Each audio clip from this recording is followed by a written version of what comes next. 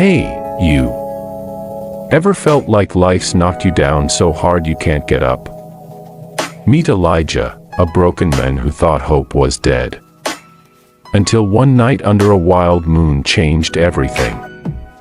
Stick around, this isn't just a story, it's a soul-shaking ride you won't forget. The resurrected body of Jesus under the light of God's Word, beneath the radiant full moon illuminating the night sky over the rugged hills near Jerusalem, a weathered man trudged along a stony path. His name was Elijah, a blacksmith who lived alone in a dilapidated shack on the outskirts of Bethlehem. He was tall and broad-shouldered, but his sunken eyes hid a silent pain. 3 years earlier, his wife, Maria, had been taken from him in a terrifying storm. Floodwaters had swept away their humble straw house, and though Elijah had gripped her hand with all his strength amid the raging torrent, Maria slipped away, leaving him with an unhealable loneliness. Since that day, Elijah lived like a shadow. He worked in his forge from dawn till dusk, the rhythmic clang of his hammer against iron echoing like the heartbeat of a man who no longer knew joy. The villagers kept their distance, not because he was cruel, but because the gloom that radiated from him unsettled them. Elijah didn't care. He no longer believed in anything, not in heaven, not in people, and certainly not in the whispered tales of a Messiah that circulated among the locals. That night, he left his forge not to wander far, but to escape the clamor of the village. Lately, people had been buzzing about a strange tale. A man named Jesus, crucified 3 days ago, was said to have risen from the dead. Utter nonsense, Elijah muttered, clutching his worn hammer tightly. To him, death was final, just as it had been for his Maria, gone forever. But as he rounded a bend on the path leading up the hill, a gentle light suddenly flickered ahead. It wasn't the moonlight, nor was it fire. It was warm, alive, as if someone held an invisible torch. Elijah stopped, his heart pounding. He raised a hand to shield his eyes, straining to see. From the glow, 2 figures emerged. They wore simple robes, their faces aglow yet etched with confusion. One spoke, his voice trembling, "Have you seen him? He was just here, breaking bread with us, and then he vanished." The other nodded eagerly, adding, "We were coming from Emmaus. He walked with us the whole way, but we didn't recognize him. Not until he broke the bread." Elijah frowned, his voice gruff, "What are you talking about? Who broke bread? All I see are 2 madmen babbling in the dead of night." He turned to leave, but a different voice called from behind, deep, gentle, piercing his very soul, "Peace be with you, Elijah." Startled, he spun around. Before him stood a strange man. His robe was pristine white, but his hands and feet bore deep scars, as if pierced by iron nails. His face wasn't regal in a kingly sense, yet his eyes shone with a mysterious power that held Elijah captive. Who are you?" Elijah stammered, his trembling hands dropping the hammer to the ground. The stranger smiled, "Look at my hands, my feet. It is I, touch me, I am no ghost." Elijah hesitated. He'd heard tales of spirits haunting moonlit nights, shadowy figures deceiving travelers. But this man, there was something different. He reached out, his shaky fingers brushing the stranger's hand. It was real, warm, flesh and bone. Yet the moment he touched it, a flood of memories rushed in, not his own, but someone else's. He saw a man hanging on a cross, blood streaming red, a crowd jeering, then darkness falling. Suddenly, light erupted, a tomb stood empty, and that same man rose, more alive than ever. Elijah collapsed, tears streaming uncontrollably. "Impossible. You are The stranger didn't answer right away. Instead, he picked up Elijah's hammer, placed it back in his hand, and said, "I have overcome death, not to abandon the world, but to walk with it." "Elijah, you've lost your faith, but I have never left you." Then he stepped toward the two others, whom Elijah now recognized as the disciples from the Emmaus road. He broke a piece of bread from a small pouch at his side, handed it to them, and instantly they cried out, "Teacher, it's you." But the wonders didn't end there. The stranger turned to Elijah, placed a hand on his shoulder, and asked, "Would you like to see what I see?" Before Elijah could reply, the world around him shifted. He was no longer on the path but in a strange place, a vast field where thousands from every age rose from the earth. Their bodies radiant, whole, free of pain or scars. At their center stood he, the men with scarred hands and feet, leading them toward a brilliant light. When Elijah opened his eyes again, he was back on the path, alone. The light was gone, the disciples nowhere in sight. Yet the hammer in his hand now felt warm, as if fresh from the forge. He fell to his knees, whispering, "I believe. I believe he is risen." From that night, Elijah was no longer the solitary blacksmith. He embarked on a journey, not to flee, but to seek.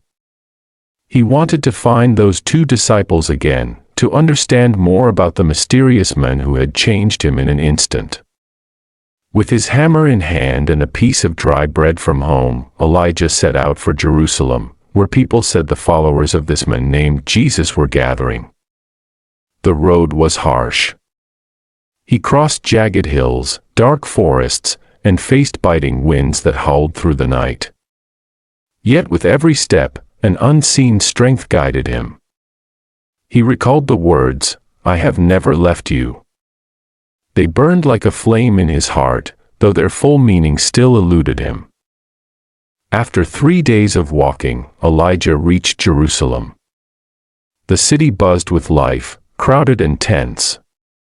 Roman soldiers patrolled the streets, and the people were divided. Some believed the story of a risen man, others mocked it as a hoax. Elijah paid no mind to the debates. He only wanted to find the two disciples from that night. He wandered through narrow alleys, asking anyone he met. At last, an old woman selling bread pointed him to a small house in a quiet corner. "They're there," she whispered, "but be careful, the Romans are watching."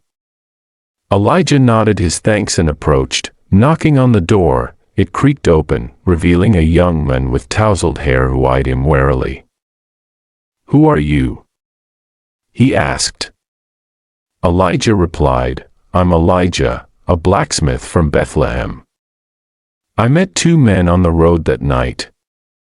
They spoke of the one who broke bread." The young man's demeanor shifted instantly. He pulled Elijah inside and shut the door. Within, a flickering oil lamp cast light on a dozen faces huddled together. Among them were the 2 from the road. Elijah recognized them at once. One was Cleophas, the other Simon, both disciples of Jesus. They stared at him in astonishment.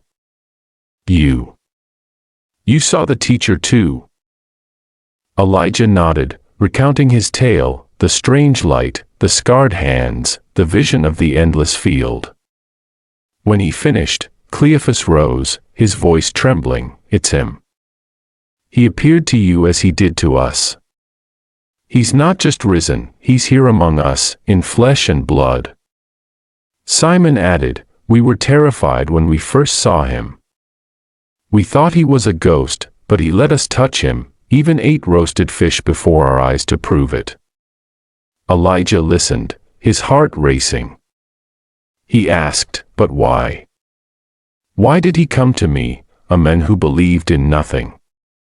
Cleophas smiled.